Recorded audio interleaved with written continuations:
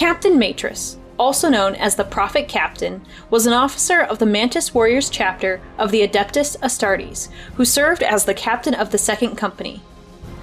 Maetrus is widely considered to be one of the chapter's greatest heroes, known not only for his many battlefield accomplishments, but also for his nobility, honor, and piousness. Not only this, but Maetrus is commonly regarded by his fellow Mantis Warriors as being the man who first confirmed the existence of a flaw within the chapter's gene seed, a mutation within the preomnor organ. Instead of simply absorbing and neutralizing any toxins and poisons from whatever they consume, the preomnor of the Mantis Warriors will, whenever they enter a certain state of mind, secrete a potent neurotoxin that will drastically and irreversibly alter their perception of space and time. By triggering the release of this toxin, a Mantis Warrior will enter a trance-like state known as battle haze, which effectively renders everything outside their immediate field of perception invisible, allowing them to focus on a specific target with a preternatural level of concentration and focus. In addition, those battle brothers that succumb to this battle haze, who become known throughout their chapter as Mantis Religiosa, receive not only a substantial boost to their physical strength, but their reflexes will become heightened to such an extreme degree that to onlookers it would appear as if they have unlocked some hitherto unknown power of precognition. However, such boons are not without cost, as this toxin will, to grossly oversimplify, lock a Mantis Warrior within a state of perpetual tunnel vision for the remainder of his life, making him more or less incapable of doing anything beyond fighting in close quarters combat. While many viewed this discovery as evidence that the chapter was cursed, Maetrus, by contrast, viewed the existence of this flaw as both a blessing and a reward for their piety and faith in the Emperor. During the events of the Badab War, Captain Maetrus would be placed in command of the battle barge, the Tortured Soul, and tasked with helping to form a defensive blockade around Badab Primaris, the homeworld of their allies, the Astral Claws. Despite his misgivings and unease surrounding his chapter's decision to join the Astral Claws in their rebellion against the Imperium, Maetrus nonetheless followed his orders without question. However, the captain's suspicions would eventually be confirmed after learning from a librarian named Shipard that the Astral Claws had begun to defile or otherwise strip any and all trace of the Imperial Aquila from their armor, seemingly following the example of their chapter master, Luft Huron.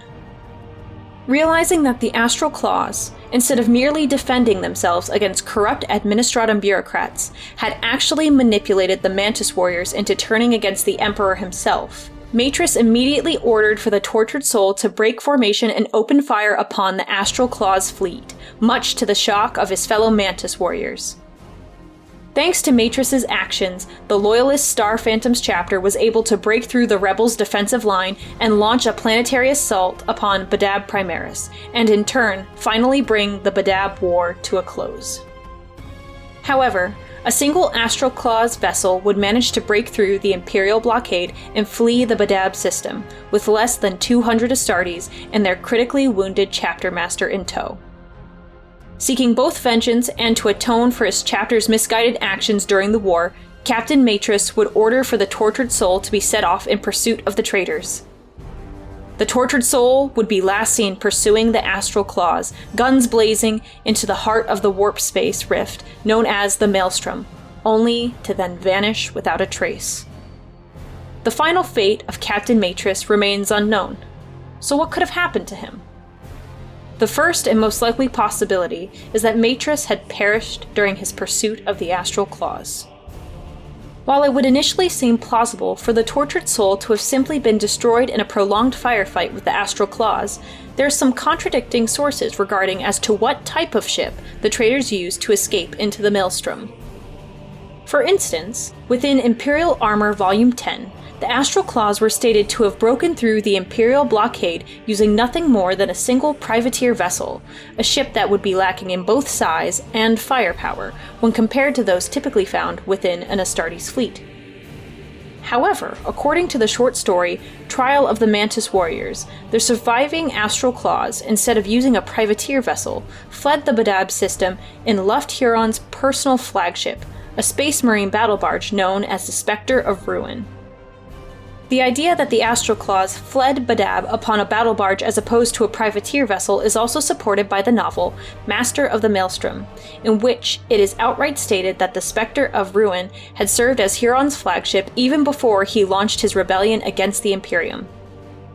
This would heavily imply, if not outright confirm, that the Spectre of Ruin was indeed the ship that the Astral Claws used to escape into the Maelstrom. For if it had remained within orbit of their homeworld during the final stages of the Badab War, it would have no doubt been seen as a priority target and subsequently destroyed by Loyalist forces. Regardless as to what type of vessel the Astral Claws used to escape into the Maelstrom, there's still a strong possibility that the tortured soul could have been destroyed by another of the Rift's denizens.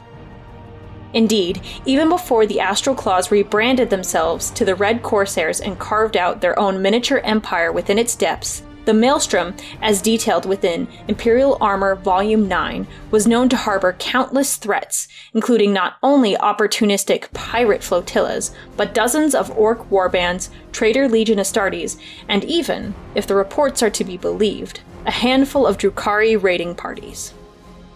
Because of this, it's not unreasonable to assume that if any of these groups noticed a lone Imperial vessel entering their territory, especially if said vessel was heavily damaged, they would have taken the opportunity to attack it, regardless as to whether their intent is to loot the ship, capture it, or simply destroy it. But then this leads into the next possibility, in that instead of potentially meeting his end along with the tortured soul, Captain Maetrus may have been captured and taken prisoner by one of these aforementioned factions. But as to what such a fate would entail would depend upon the faction in question. For instance, if Maetrus had been captured by any of the Drukhari that are rumored to frequent the Maelstrom, then it's possible that the Mantis Warrior could have been taken back to Kamara in order to fight within one of the Dark City's many gladiatorial arenas. While this may initially seem unlikely, given the increased size, strength, and durability that an Astartes has over a typical Drukhari, making the prospect of taking one alive an incredibly dangerous one, such acts are not without precedent. An example of this, as detailed within Rogue Trader, the Soul Reaver, is shown with Sergeant Ludvos Tarn of the Imperial Fists, who was taken prisoner by the Drukhari following the death of his squad mates. After a failed attempt by the homunculi to break the Space Marine spirit, Tarn would find himself gifted to the witch cult of the Withered Blade, who subsequently forced him to live the life of a gladiator. As such, it's entirely possible that a similar fate could have befallen Maetrus, assuming that he was indeed captured by the Drukhari. However, if Maetrus was instead captured by a Traitor Legion warband, then a number of possible fates could have befallen him. The first is that he was simply executed, before having his gene seed implants harvested for future use, or possibly even succumbing to his wounds that were inflicted upon him during a live vivisection procedure. Or perhaps Maetrus was instead kept as a, for lack of a better term, plaything for the traitors, in where they would relieve themselves of their boredom by torturing the Mantis Warrior for fun, be it through physical, psychological, or spiritual means.